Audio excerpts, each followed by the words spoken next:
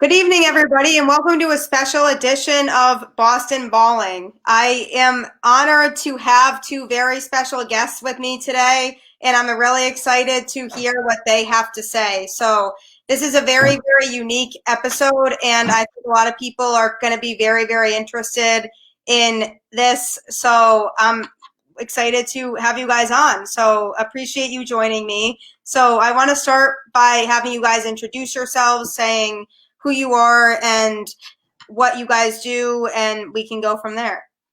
Okay, sounds great. Thank you so much for having us. We're very excited to be able to talk to you this evening. My name is Dr. Shira Ackerman, and I'm one of the co-founders of Creating Young Minds and our professional basketball team, the Louisville Leopards. My name is Mathis Crowder, one of the co-founders of Creating Young Minds and the Louisville Leopards. Great. I'm not co-founder of Louisville Leopards. I'm one of the owners of Louisville. Oh yeah, I guess not. I said it wrong. I said it wrong too. We're just the founder of Creating Young Minds and owner of Louisville Leopards. Sorry. There you go. Okay. That's awesome. It's a real honor to have you guys joining us tonight. So first I want to start off with, how did you guys, I heard a lot about your story when we had our individual conversation the other day, but I want you guys to talk to people about how you started the Creating Young Minds program, what your inspiration was for it, and how it originated. Absolutely. We started Creating Young Minds in 2011, and we're a 501c3 nonprofit. We started the program in order to have a basketball academy, a prep school for young men in high school or in that postgraduate year outside of high school. And the objective was to give the young men opportunities they wouldn't have had access to otherwise. And in many of their cases, it was either academics, going to college, or playing basketball in college. So most of the young men that we've helped over the years have been the guys that, are undiscovered or not given opportunities to play or develop their skills when it came to basketball. We also had a lot of guys in the very beginning where they're academics. They also didn't have an opportunity to be successful with academics. And so a lot of that went hand in hand for most of our guys. And we had a lot of success for the first 8 years, getting probably close to 100 guys, if not more, college scholarships to play basketball all over the country on all levels, NCAA Division I, Division II, NAIA, junior college. We actually had a few guys that went and played in Canada as well. So we had a lot of success getting guys opportunities to play and helping them achieve, 3.0s, 4.0s, GPAs in high school. And they hadn't had that success either. So what we ran into over the years is, as great as our guys were doing academically in college, and they were, 3.0s, 3.5s, 3.7s, magna cum laude, summa cum laude, 3-year graduates, they weren't getting the same successful experience for basketball. They weren't getting the opportunity to play because they were, no maintenance, not low maintenance, absolutely no maintenance. Good grades, always went to class, always on time, ready before practice, stayed after practice, the hardest workers, and very talented, but they were the face of the team and the program. They weren't the ones that the boosters included in that really big recruiting class, right? Because our guys didn't have stars, they didn't have rankings. So they weren't given that opportunity to play very much at all in college. And what we decided over the years is we needed a better alternative. Our guys didn't need to go through that kind of, that it's traumatic, right? It destroys their confidence, and it makes them doubt everything that they've done and whether or not they should even give up basketball, and that's not fair to put them in that situation if we can come up with a much better alternative. So that's why we invested in the TBL team in the basketball league, so that we have a professional basketball team where now our guys can continue getting their education online. We've partnered with Grand Canyon University so they can get their degree taken care of. But now they have a pathway to play at the highest level possible for them, and they don't have to go through the college basketball experience. And You know, we know it affects their academics for most guys, but their confidence definitely. And so that's how we found the basketball league. Yeah, a really cool concept, and I think it's a really cool thing that you guys are doing, because there's so many guys out there that have the talent but don't have the opportunity to be able to be successful. So I think you guys open up a lot of doors for a lot of athletes that aspire to go to that next level, and I think that that's a really, really cool concept. So that's what stood out to me when I first found out about your program, and I learned more about it from you guys. So the next question that I had for you is, how do you guys emphasize all of the different values and concepts that you want your players to get out of the program? And how do you find that they can balance everything that they're doing in terms of the academic portion and the athletics, and making sure that they have an understanding of everything that's important?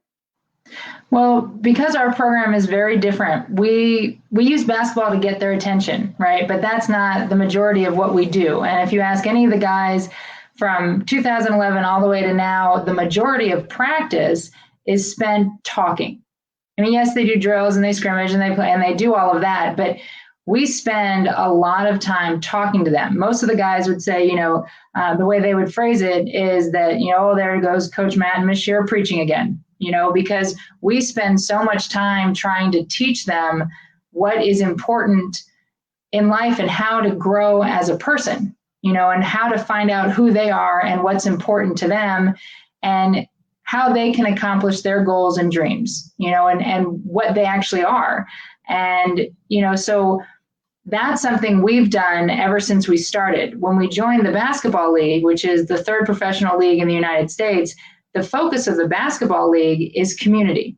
And all the teams around the country are spending so much time in their community, really impacting the community, so that the community members get to know the players, not just as professional athletes, that these are young men that are really involved in their community and they want to be part of where they're playing. And that for us was a perfect match, you know, so we spend a lot of time in the community with our guys and they enjoy it. They've figured out that it's important to give back and to help others. And you're not in this program just to play basketball. And a lot of what we do is, we don't say that this is a professional basketball team. We actually say this is a program, because there's so much more to what we do. And, you know, yes, they spend a lot of time in the gym. We have young men who are, you know, working part-time, young men who are doing their coursework online. And of course, we do weekly community service, and they all understand that it's part of what we do. And so if you want to be part of this program and grow as a person and get opportunities to play basketball, then all the pieces really do go together. And it's amazing the commitment that our guys make. You know, we do every Monday morning, we're delivering meals to senior citizens, and we've done it since August. And what we do is it's literally from about 8:45 in the morning until about 12 or 1 in the afternoon every Monday. And it's just part of their schedule and their routine. And they look forward to going, and they want to be part of it. And in fact, you know, one of the, entertaining parts is, you know, you get a route, and we go and we deliver meals to different houses all over the area. And we have 3 cars that go and deliver meals for Christian Community Action, CCA, here in Louisville. And we have our specific route, right? And all the other 2 guys that drive and their groups that go together in the cars, they have their own routes. And so if the routes get given out by accident before they get them, everyone gets really upset, because they've made so many connections with the individuals they deliver meals to, that's part of what they look forward to, is going to see, you know, the families and the individuals that they see every Monday. And so they've really made those connections with the community members. And, you know, it's part of what we do, so the young men figure out that it's important, you know, and we do it. You know, we're right there with them every Monday, and we're the ones who are trying to teach them that there's more to life than basketball. And one of the other things, if you want to talk about the entrepreneur part of what we do. Well, one of the things we really work on is being a business owner, being entrepreneurship, basically teaching them, instead of being a consumer all the time, a customer, consumer, won't you be the salesman? Won't you be the owner? Won't you be the entrepreneur? Somebody coming to you trying to buy something. You have a value to you. And a lot of times, just trying to change these young men to come business owners and entrepreneurs, because they never have that experience. Basically their value was always, I can run and jump or do this or do that. The biggest thing is teaching them that they have a bigger value off the court. So that's the most important thing. Another thing is teaching them how to, when we do CCAs, teach them about giving, have humility, have gratitude. And when you have those things, you have basically a more peaceful life. You're going to have problems. You're going to go through problems. That's life. But it's what you do with it. It's how you react to it. No matter what you're going through, is how you react. And I always tell them that, they'll tell me some problems and I say, okay, what we need to do, how can we help you? How can we come together and help you grow? Our biggest thing is if we're working with you or we're helping you or we're teaching you, we want to help you grow. And because if you're not growing, basically, if you're around, you just bring everybody else around you down. If you're not growing, you stand in one place. You're idle. Yeah. No, totally. And I think that that's a really cool concept, and it encourages them to just grow in different areas and prosper in different areas. And like you said before, it's encouraging people to think in different ways and just realize that it's not all about being an athlete and being a good basketball player, and that there's a lot of more important things to life than that. And that's definitely another cool thing about what you guys do. So another thing that definitely stood out to me when I was talking to you guys was about, even when you guys go out in the public and do things and the community service and everything, how it encourages them to have real live interactions with people. So it connects the public with the players, which is something that a lot of professional athletes, NBA players, don't really have that personal connection with their fans. So what you guys do, and having the guys go out into the community and do things for them and interacting with people on a regular basis, it gives them the incentive to want to come and cheer them on at games and really, really root for them. And they feel a more personal connection to the players than they would with the NBA players that they root for. So when you guys go out and do events like that, do you find that your players are really good about, being personable with fans and everything like that? Because I think that's a really important thing when it comes to being a fan of an athlete, is feeling a personal connection with that athlete. And if they're publicized so much like they are in the NBA, they don't really have to do that as much because they get the automatic attention. But do you feel like your players get more of a special connection with their fans that makes them want to cheer for them more because of that? Absolutely. And I think, one of the things that we spoke to you about the first time we talked is, with our guys, I mean, we have certain guys on our team, they can talk, and that's just their personality, right? But the majority of them are not used to interacting face to face, having conversations, a back and forth conversation, eye contact, and really investing in who they're speaking to, because most things are social media, right? So you don't have to interact. Yes, everything's virtual. So what we did with our guys the start of last year is we spent a lot of time going to the Louisville Chamber meetings on Friday mornings, and then the Point Bank business breakfast once a month on Thursday mornings. And those events, the boys would have to give a 30-second commercial. That's how everybody who's there, because it's a networking event. And in the beginning, our guys were very uncomfortable. They didn't know what to say. They'd say their name, they'd say the name of the team, and then that was it. And they'd sit down. But as we kept going, even the community members said, wow, they're doing such a great job. They're not only introducing themselves and having something to talk about, but when everything's done, they walk around and they're able to have conversations with everybody here. And that was the biggest change, was they could, instead of standing all in their group and waiting for us to come over and say, okay, we can leave now, they would go and they'd branch out on their own and start talking to people about what their goals are for building their own business.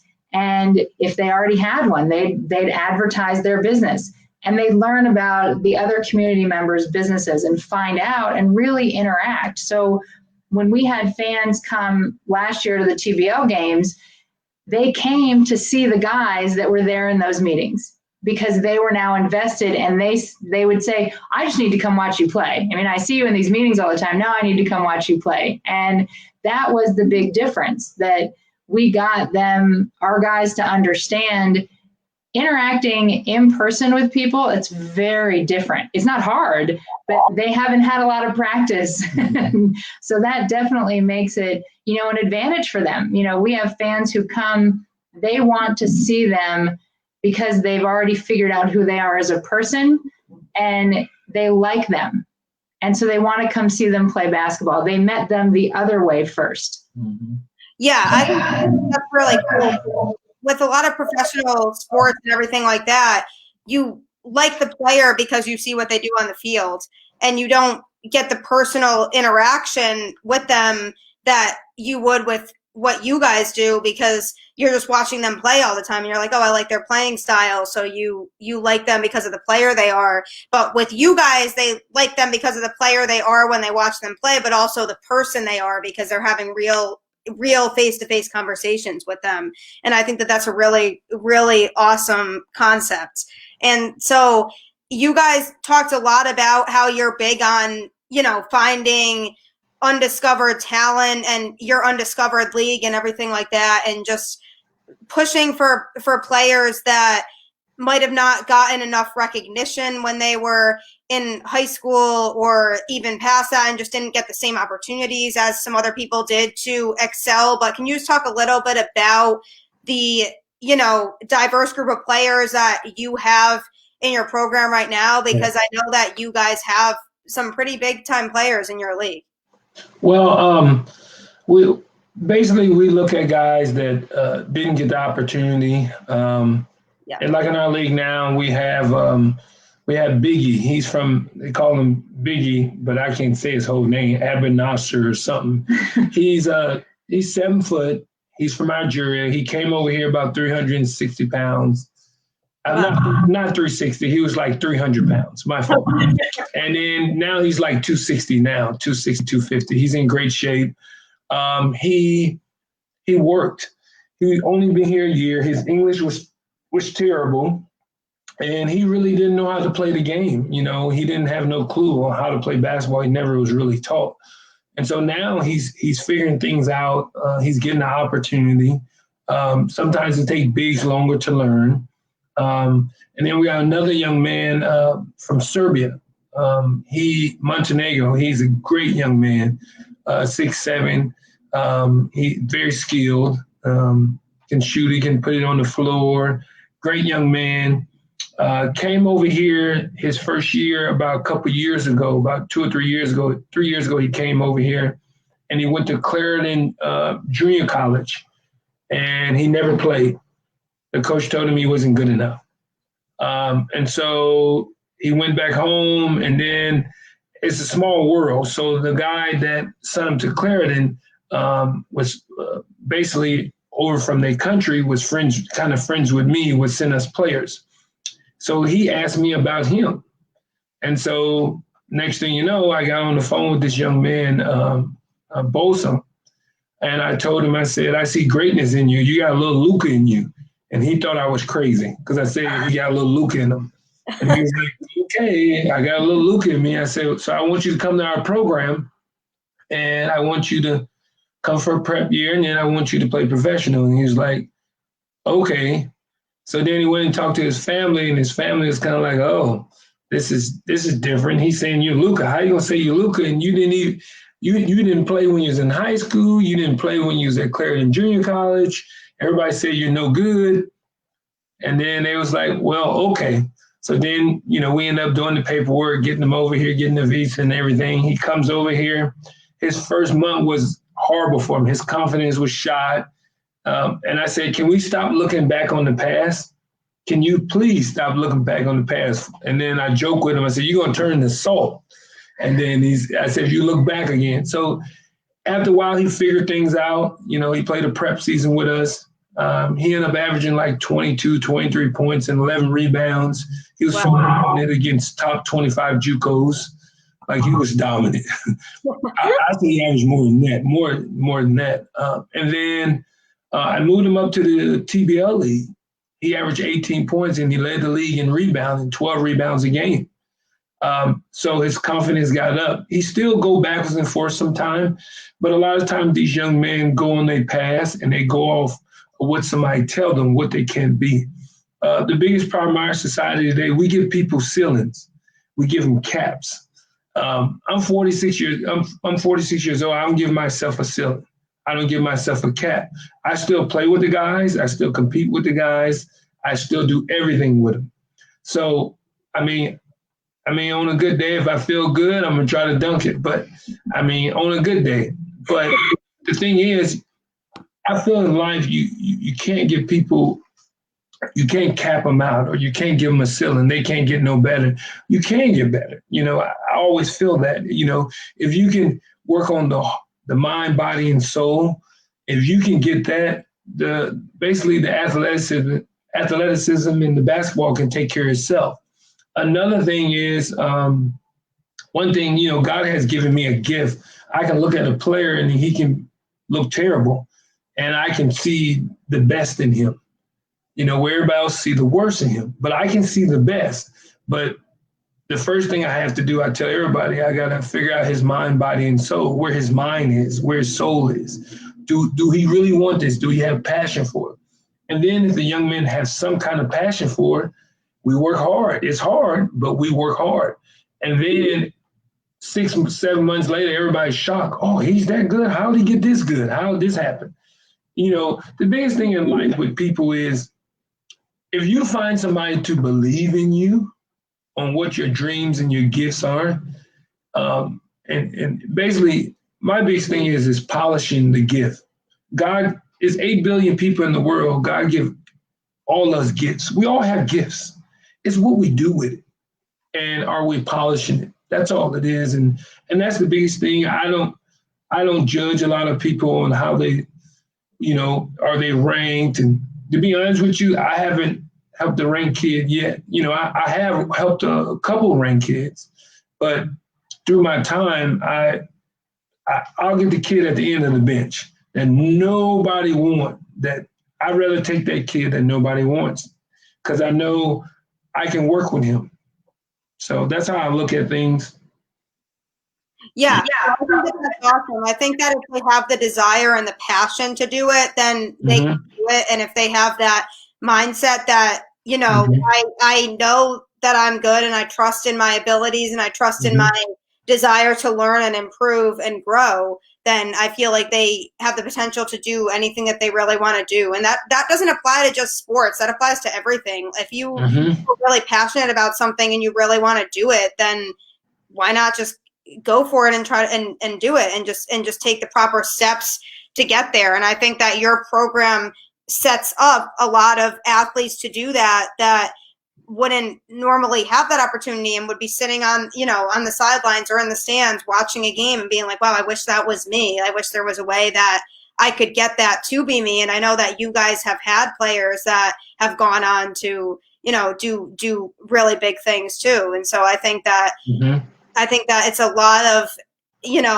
having that self-desire to take that leap and just be willing to accept what comes your way and be willing to take different opportunities to grow in your career. And that applies to so many things in life. And I think we can all get something from that lesson too.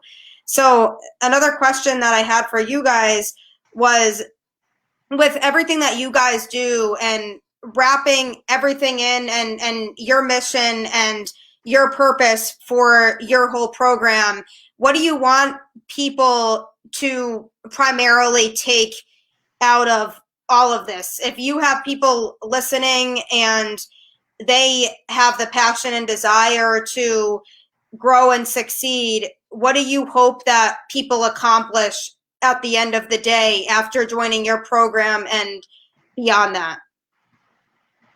Well, the biggest thing I want everybody to learn that as America, as our communities, I think we need to work together more. I think we need to more uplift each other more. This year of 2020 was very divided. And we spent the whole year focusing on teaching our young men how to help one another, how to pull each other up, how to help the community. Basically just learn. We need to get back and learning how to care for each other and help each other and pull each other up. And yeah, I mean, it was so much division this year, 2020, with Black Lives Matter, with the election, even with COVID. I mean, everything is so much animosity and chaos that it's like everything is feeding on the chaos. It's like it's just eating away. I just think it starts in the community. I think if every community come together and help raise the community, it starts with the community. It starts at home. Stop the division at home. And then it starts in our school system. It starts in our communities. And then if everybody can take care of their home, their communities, we can grow as a country. That's my opinion. I think we can grow as a country more and grow as stronger. But right now we're still so divided. It's just like prime example. It's just like with COVID and people losing jobs and Black Lives Matter and all this chaos and race against this race and the election, even the election was so divided. It was like, you're not on this side, you're a bad person. If you on this, if you on the left, you on the right, you better choose a side. Well, why I gotta choose a side? Why can't I just be me? And my biggest thing is I think that we need to find a way, even with sports, NFL, NBA, everybody need to find a way to come together and don't choose a side. Say, we're going to work together to make this better. That's what we're going to do. We're not going to choose the left. We're not going to choose the right. And I think with athletes, sports athletes, I think another thing too, they need to learn how to don't choose sides. They need to just, hey, let's all come together and let's figure this out as a team and work together and find a way to find a solution. And with the layoffs and jobs, what's going on in the world today and people not working, the communities are not connected with a lot of the athletes. So when athletes complain and they're making millions of dollars, especially this year, people are looking in saying, I got to worry about if I'm going to lose my job. I got to worry about if I can pay my rent. I got to worry about if I'm going to eat. So, I mean, there's no ill will to none of the athletes, professional athletes, baseball, football, and basketball, but a lot of them, they got to realize they're the 2%. They're the 2% of the world. And so when they realize that, then they look back and say, okay, there's a lot of people going through a lot of things right now. So, I think our country needs to just figure out to come together and don't be, we're still separate. We're still distant amongst each other. They talking about social distancing. We've been social distancing for a while, and it's just 2 times worse. Literally, I mean, I'm just being honest. And the last thing I'm gonna say is, if our country can have gratitude more, we can have gratitude more in our communities, humility, care about each other more, love each other more, help each other up more. It shouldn't be 2 kinds of classes, just wealthy, rich, and upper middle class, and then poor. I mean, it just can't be a drop off of poor. Yeah. And there's a drop off in the United States. And we need to figure out how we get away from that drop off and learn how to help each other and pull each other up. And it makes us stronger. So that's my opinion. Yeah, I definitely agree with all of that. And I think that you have a great mindset on the whole thing, and I think that your program encourages people to come together even more, the community and the athletes, and creating more of unity between them as opposed to this division between, oh, I'm a professional athlete, I don't interact with the general public, you know. So I think that you guys are really pushing for that, and hopefully we start to see that more and more now. So I definitely really, really appreciate you guys taking the time to talk to me about your program, and I know that a lot of people definitely will feel inspired by it and get a lot out of this conversation. And I encourage everybody to check out the Creating Young Minds website to learn more about what they do and everything, and the types of players that they've inspired, because I guarantee you that you'll see it and you'll definitely be amazed, because I know personally when I was reading about their program, I definitely was inspired myself too. So I encourage people to check that out and just learn more about it, and encourage young athletes today that there's always options, and you don't have to just give up if you don't just make it to the NBA right away, and that there's always that door there. So I think that you guys are really, really inspirational people and a really inspirational organization. So I encourage people to check them out and really learn about it. And if you have young aspiring basketball players, your kids or people you know that want to make it to the big leagues, definitely look into it, because it's something that can definitely help you and help you make the right connections and leverage you to get to that level. So I thank you guys again for this interview, and I am looking forward to connecting with you guys again in the future. So everybody knows where to find this interview. You can find it on Facebook, YouTube, or Instagram, or any podcast streaming service on the Boston Balling website. So you guys know where to find it, and definitely spread the word about this program to others that you know, not only people that are aspiring to be big time basketball players, but just anybody I think can learn from the concept of this and help spread that unity and spread the community feel that they're going for and pushing for academics. So I thank you guys again, and I look forward to speaking with you guys again soon, and wishing you the best of luck too. Thank you very much for having us on today. Thank you, Gabby. I really appreciate it. I hope everybody has a good evening, and you guys will see me soon. Have a good night, everyone. Bye.